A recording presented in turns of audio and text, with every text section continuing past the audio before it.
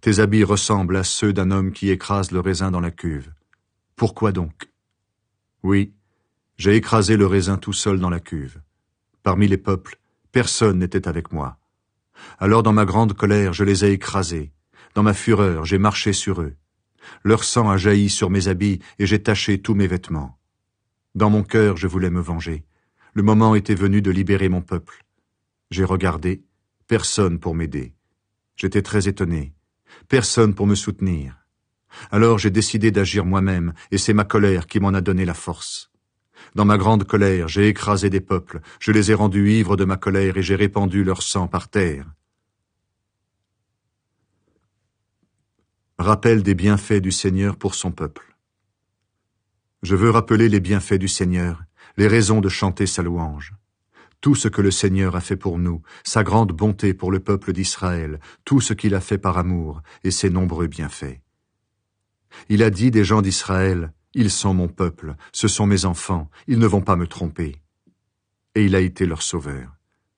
Dans toute leur souffrance, ce n'est pas un messager ou un ange qui les a sauvés, mais c'est le Seigneur lui-même.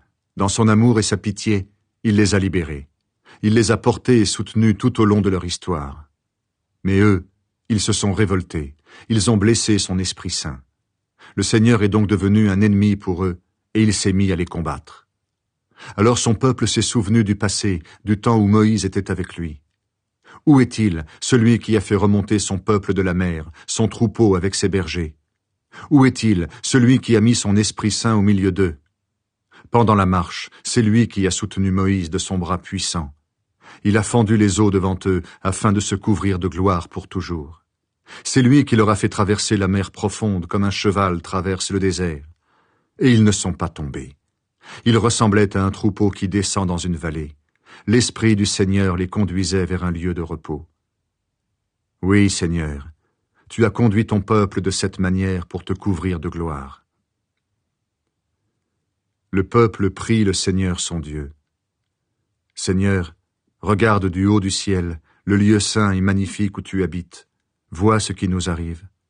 Où est ton brûlant amour pour nous? Où est ta puissance? Nous ne sentons plus ta tendresse et ta bonté pour nous.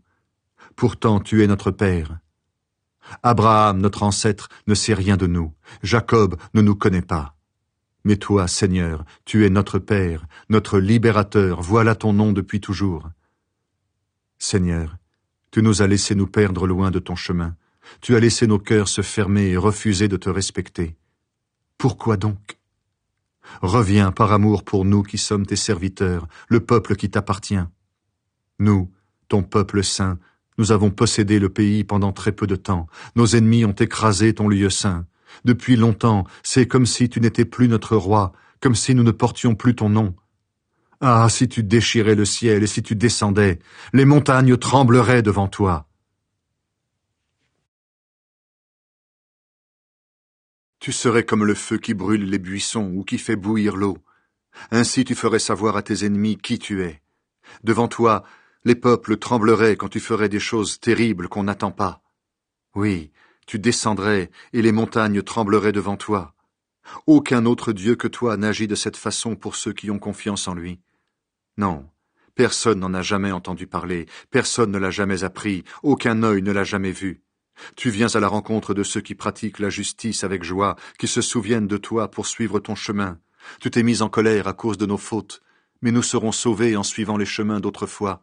Nous sommes tous comme des gens impurs, et nos meilleures actions sont aussi dégoûtantes qu'un linge taché de sang. Nos fautes nous rendent semblables à des feuilles mortes emportées par le vent. Personne ne fait plus appel à toi, personne ne se réveille pour s'attacher à toi. En effet, tu ne veux plus nous voir, et tu nous as abandonnés au pouvoir de nos fautes. Pourtant, Seigneur, tu es notre Père. Nous sommes l'argile, et tu es le potier. Tes mains nous ont tous formés. Ne sois pas trop en colère, Seigneur. Ne te souviens pas pour toujours de nos fautes. Regarde, nous t'en prions. Nous sommes tous ton peuple. Tes villes saintes n'ont plus d'habitants. Jérusalem est devenu un désert. Sion est un tas de pierres abandonnées. Le temple saint et magnifique où nos ancêtres chantaient ta louange a été brûlé. Tout ce que nous aimions est en ruine. Seigneur, est-ce que ces malheurs ne te touchent pas? Est-ce que tu peux garder le silence et nous écraser d'une honte insupportable?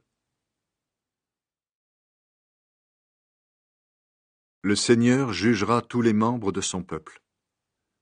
Le Seigneur dit, je me suis laissé interroger, mais on ne me demandait rien. Je me suis laissé trouver, mais personne ne me cherchait. J'ai dit, je suis là, à un peuple qui ne faisait pas appel à moi. J'ai sans cesse tendu les mains vers un peuple infidèle, vers des gens qui marchent sur un mauvais chemin et font seulement ce qui leur plaît. Ce peuple me provoque ouvertement et sans arrêt. Ils font des sacrifices dans les jardins. Sur des briques, ils brûlent des parfums pour les faux dieux. Ils s'assoient dans les tombeaux, ils habitent dans des grottes. Ils mangent de la viande de porc et leurs plats sont remplis d'aliments impurs. Ils disent aux gens, n'approchez pas, ne me touchez pas, ce serait dangereux pour vous, car je suis consacré à Dieu. Quand je vois tout ce que vous faites, ma colère prend feu et elle brûle sans arrêt. Mais j'ai bien noté tout cela. Je ne garderai pas le silence, et je leur ferai payer très largement leurs propres fautes, ainsi que celles de leurs ancêtres. Ceux-ci ont brûlé des parfums sur les montagnes, et ils m'ont insulté sur les collines. Eh bien, je leur ferai payer très largement ce qu'ils ont fait autrefois. C'est moi, le Seigneur, qui l'affirme. Voici ce que le Seigneur dit. Quand on trouve une grappe de raisin bien mûre, les gens disent « Ne la détruisez pas, elle va sûrement donner du bon vin. » Je ferai la même chose à cause de ceux qui me servent. Je ne détruirai pas tout, mais je donnerai des enfants au peuple de Jacob, à la tribu de Juda. Ils posséderont mes montagnes. Ceux que j'ai choisis les posséderont, ceux qui me servent y habiteront. Pour mon peuple, pour ceux qui se tournent vers moi, la plaine du Saron deviendra un champ pour nourrir les moutons. Et la vallée d'Accor sera un enclos pour les bœufs. Mais vous autres, vous m'abandonnez. Vous oubliez ma montagne sainte. Vous offrez de la nourriture à Gad, le dieu de la chance. Vous offrez des vins mélangés à Méni, le dieu du destin. Eh bien, je vous livrerai à vos ennemis. Vous vous mettrez tous à genoux pour être égorgés. En effet, j'ai appelé et vous n'avez pas répondu. J'ai parlé et vous n'avez pas écouté. Vous avez fait ce qui est mal à mes yeux. Vous avez choisi ce qui me déplaît. C'est pourquoi voici ce que je dis, moi, le Seigneur Dieu. Ceux qui me servent mangeront, mais vous, vous aurez faim. Ceux qui me servent boiront, mais vous, vous aurez soif. Ceux qui me servent seront dans la joie, mais vous, vous serez couverts de honte. Ceux qui me servent crieront de joie, le cœur rempli de bonheur, mais vous, vous crierez de douleur, le cœur rempli de peine. Oui, vous gémirez, l'esprit brisé. Ceux que j'ai choisis se serviront de votre nom uniquement pour lancer une malédiction.